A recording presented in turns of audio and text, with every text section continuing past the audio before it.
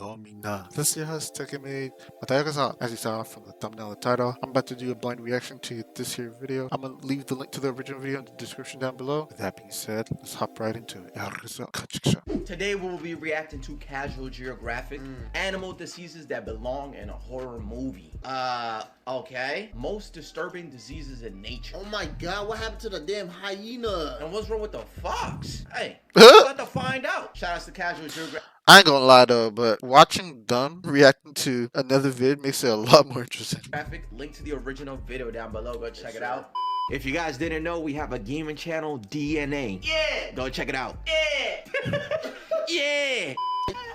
One thing is, I want to see how it'd be like to react to a gaming playthrough done by another creator. That'd be interesting. Oh nah. Why are you running? Oh, something's wrong with one side. It look like it. Damn. Yeah. Spooky season.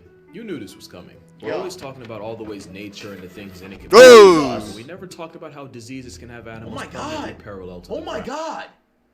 He's Wait, what is going on? He's decomposing. So that's what this video is. Animal diseases that are rated R. Ew. Oh, that's a See what demon. researching them has done to my search history. And of Oh, course, nah. viewer discretion is very much advised. Especially for disease number 1. What's a Halloween video Already? without a jump scare? This photo was taken just outside the Caribbean Bay Hotel in What is Zimbabwe that? of what appears to be a hairless baboon. The Oh, deep-pelted hell no. primate appeared to be Oh an my outcast, God. only following Bro, imagine. Okay, perfect. That You was see a this, demon. like outside your window or something. Oh, Nigga, I was Nah. an alien. an actual demon for real. true from a It's distance, crazy. almost as if she had been rejected for her appearance. And according to a nearby vet, the most likely cause for this abandoned baboon's condition, mange. Mange is a nasty-looking disease caused by parasitic mites burrowing into the skin, where their collective feces can cause severe allergic reactions and an unbearable amount of itching. That's why the main calling card of mange is turning animals "God into the damn." most Oh, down-bad God. version Oh, of God. themselves. And while the word mangy is usually an insult reserved for dogs, these mites can be a certainty from anything from foxes to bears Damn. to porcupines, Damn. occasionally birds like eagles, and many, many more. In What the- fact, the legend of the chupacabra was more than likely jump-started by a severely mited-up coyote. And in 1996, there was an outbreak of sarcoptic mange that griefed a family of mountain gorillas in Uganda, even expiring one of their babies. Damn. The mites themselves aren't a death sentence, but they slowly weaken the target, making them much more vulnerable to infections. And they can easily spread, especially if you're a wombat whose burrow mates with a walking mite mosh pit. The mites are so persistent that in Oh my Pennsylvania, God. a black bear with more than 50% hair loss is considered a lost cause. And That not look only is it crazy. retired from life, it's also incinerated so the past tense bear can't possibly infect any others. Oh my And God. yes, mange is zoonotic, meaning it can be passed on from animals to humans. And when that happens, What? it's called scabies. To be fair, it's Scabies? normally easy to treat in people, but those with weak Okay. immune systems or those taking immunosuppressants can find GG. themselves gatekept from a life of comfort. There's Damn. also Hey, bro, demodex drink your mites, which water, go shack to up the in gym. hair follicles, Feel me? and even a couple species that make their home in the human eye. Huh? Mange just might be the Oh, most no. aesthetically upsetting ailment here. Oh, The my polar opposite of the next disease, because where mange is visually visceral, zoochosis is almost purely psychological. You've probably heard Psychosis? of the condition where animals in captivity do the same thing over and over with no goal or purpose, almost like they're in a trance. And one of the most Yeah. popular examples of this are those videos of elephants swaying back and forth. Yeah. Except zoochosis is much more than that. Of course, you have your swaying and almost neurotic pacing around their enclosure. But the zoochosis signature also includes excessive grooming, personal punishment like self-biting and self-mutilation, Oh my turning God. food into an infinite food glitch, and Ew. hypophagia, even in animals that wouldn't normally do it. But the disturbing part is, like mange, it's believed that zoochosis can also be contagious. If an animal is housed next to one exhibiting the stereotypes associated with it, chances are that same animal will too. This Damn. captive psychosis is likely triggered by a lack of stimulation and enrichment, and it's more common in higher intelligence animals, especially those that would normally have a wider range.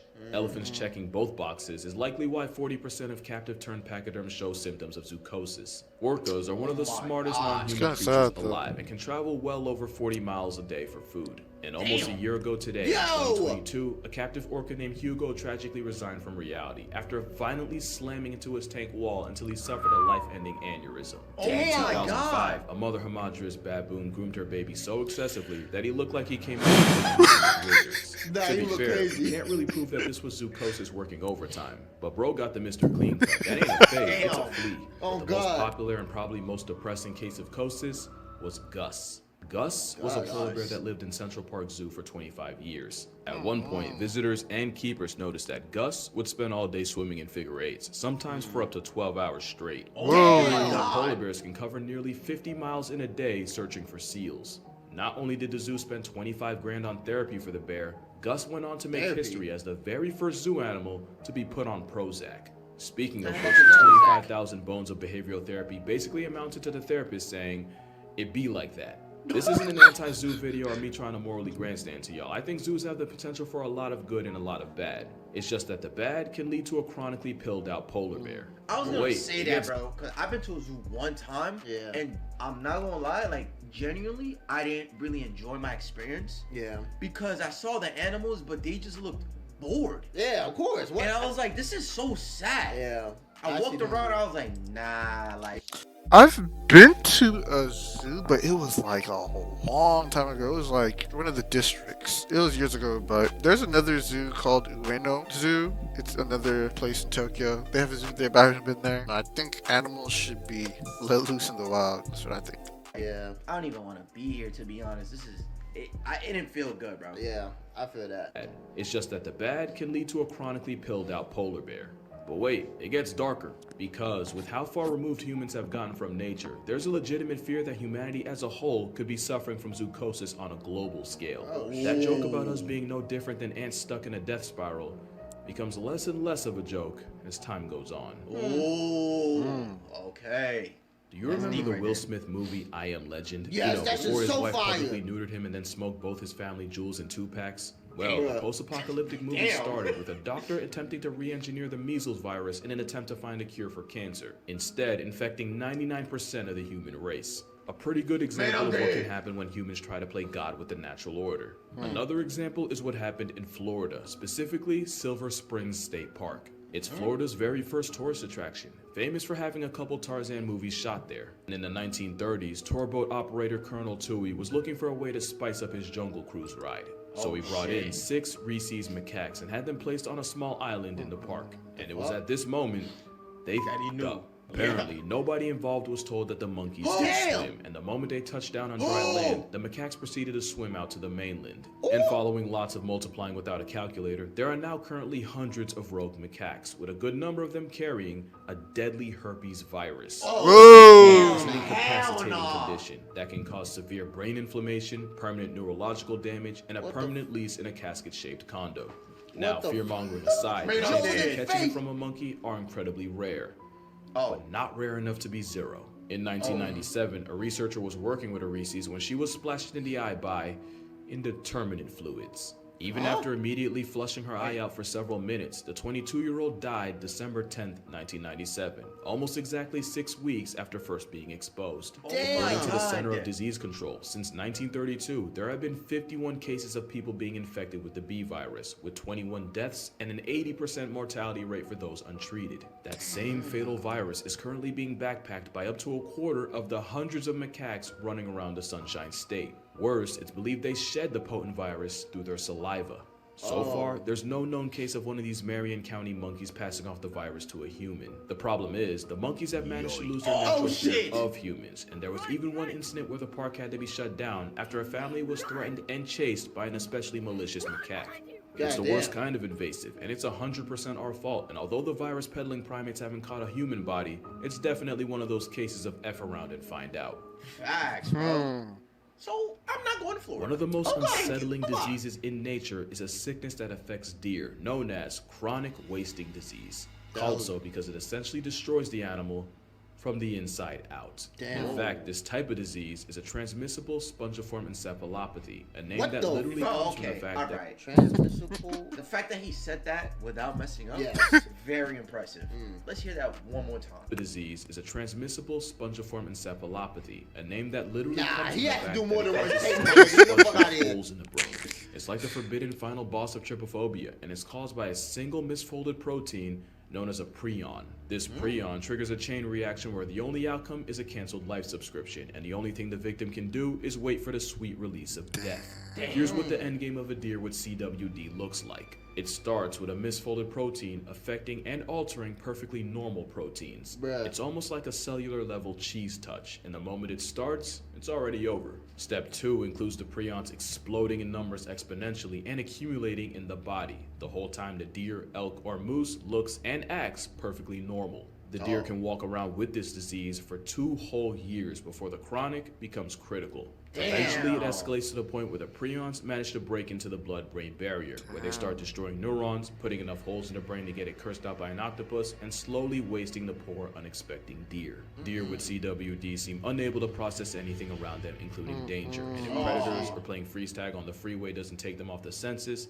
they die a slow and painful death to starvation as their brains shut down. Nah, painful Worst part crazy. is, the nightmare doesn't end once the deer does, since the prions responsible can exist in an area years after the victim, and can even be absorbed by plants in contaminated soil. That's assuming they don't just leach into groundwater. In fact, the Oh only my God, surefire that's- way to eliminate a prion is literally that: fire. Except, it's not as simple as cremating a casualty. That'd be too easy. It's said that it takes heat at a minimum of 900 degrees Fahrenheit or Motherfucker needs 482 lava? degrees Celsius to properly pack up a prion, and some sources say to hike that up to 1800 to be safe. But the part that makes wait, they prions one of double the it? most horrific things not native to a horror movie is where they come from. It's believed there are 3 main factors that cause prion diseases. Genetics play a relatively small part, with Oh, only that 10 to sucks. 50% of cases in people being attributed to them. The second and by far most common cause is the disease being sporadic. Basically, that just means that not even science can fully explain where they come from, but that it's like it happens out of nowhere. And the Damn. third is an infected deer contaminating something like a water source or a feeding station with body fluids and passing it off to the next. And remember, not only can prions insist on existing years after the fact, keep in mind that most infected deer look no different from any other, right until it's time to disconnect from interface eternally. What? That You means He saw look like that he's 3 trying to hump the Yeah, nigga. little horny head, like, bro, we all walking and shit. no Like, different from any other, right Hey, until it's yo. time to disconnect from interface eternally. That means that the 3 main causes of wasting disease are completely RNG, and that is remarkably RNG. terrifying. And it's not just deer that can get packed up by prions. There's mad cow disease in cattle, and I heard about scrapie that. in sheep, Ew. named after the fact that it can cause them to compulsively rub up against things like fence posts until they literally scrape their wool off. There's What even the a human equivalent, Creutzfeldt-Jakob disease. What? While there's no known reports of a human ever catching CWD, specialists have warned that with the thousands of CWD-infected animals eaten by What the people a fuck year, is wait, that? what is this? Is that a head of an animal? But what the fuck is the rest Whoa, of whoa, that? whoa, yeah, but what's the rest? The spinal Don't tell me cord? that's that nigga's spine. I'm saying, why would anyone put that up as a display? here, there's a growing concern that the disease may eventually be transmitted to people. But maybe it's still a lot better than the last, and in my opinion, the most horrific disease in this video. Because not only is rabies one of the harshest death sentences nature can serve, it is 100% He has a transmissible to missing humans. part of his tongue. Rabies is said to bury nearly 60,000 people a year. And since Damn. the most common way to Oh get my it is through God. dog bites, it's the worst in places with a high stray population. Which is why India, a country that criminalized murking stray dogs, has about 20,000 names crossed off the census a year by rabies. And it's children that are especially at risk, with about 40% of deaths coming from those 15 years old or younger. Here's what it's like to be turned into a statistic by rabies. It starts with the virus entering the peripheral nervous system, usually through a bite. Then it travels inside you through nerves nobody until it wanna reaches see part of that. the central nervous system or the spinal cord. From there, it's a straight shot directly to the brain, and at this point, you can start drafting your will because ain't no way. While you Damn. can treat the virus before it reaches the brain, once it does, you're almost guaranteed to become a WUS. The virus then Damn. multiplies, then spreads throughout the body, slowly killing you from the brain out. But the underrated and truly sinister aspect of rabies is how it seemingly rewires your brain for its own purposes. One of the telltale signs of rabies is a crippling fear of water, where just the sight or suggestion of it can cause incredibly painful spasms in the throat and larynx. At the same time, the virus attacks the salivary glands, causing excessive drooling and the foaming at the mouth the disease is famous for. And that's because the virus is most concentrated in the mouth, and swallowing or drinking water would dilute it. So the hydrophobia helps keep the mouth and all the nastiness inside as potent as possible.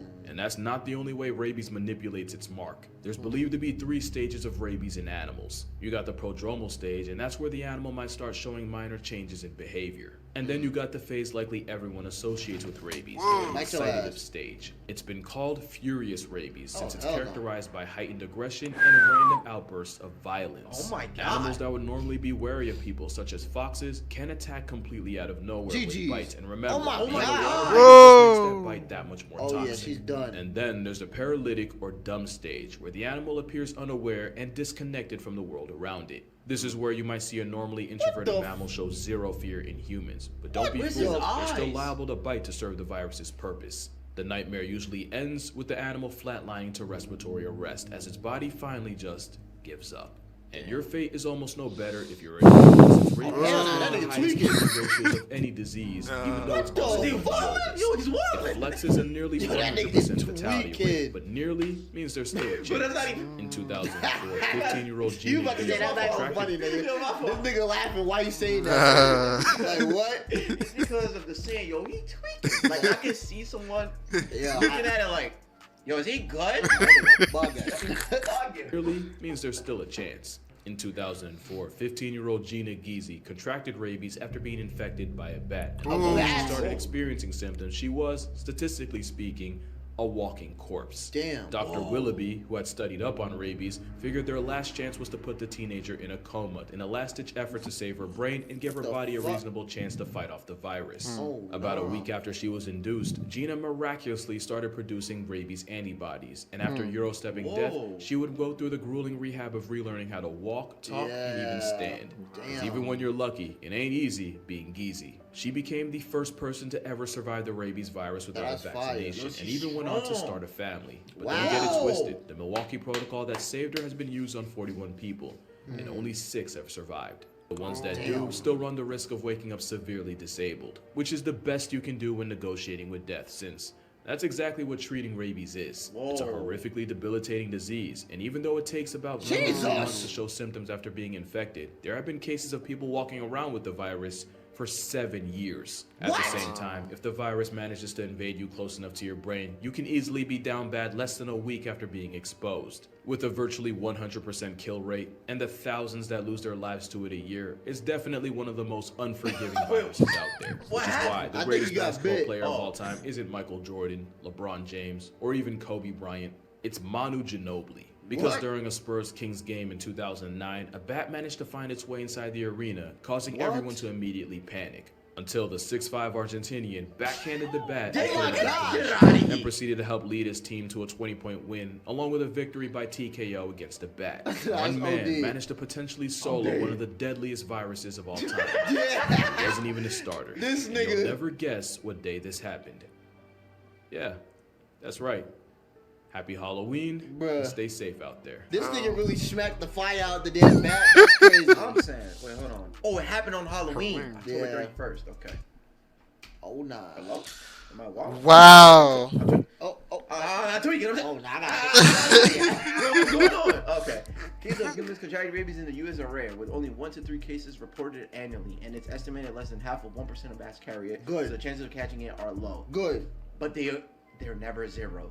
Imagine like spinning a wheel and one side is 99%, and then it's like that little like line, it being 1%, and you actually spin on it, bro. You just unlucky as fuck. I'm lucky as hell, bro. Yeah, man. This video kind of made me feel a little uncomfortable. Yeah, well, yeah. Now I gotta be on my P's and Q's. Exactly. You know what I'm saying? It did. Alright, I'm gonna end it there. Oh, I ain't gonna lie, that was disturbing but informative. If you would like to see me react to videos like that, go ahead and like this vid. This is your host, Tuckerman, and I'm out. Alright, now you didn't know. Yo, 안 누가 사사또 채널을登録しろよ. Yes, sir.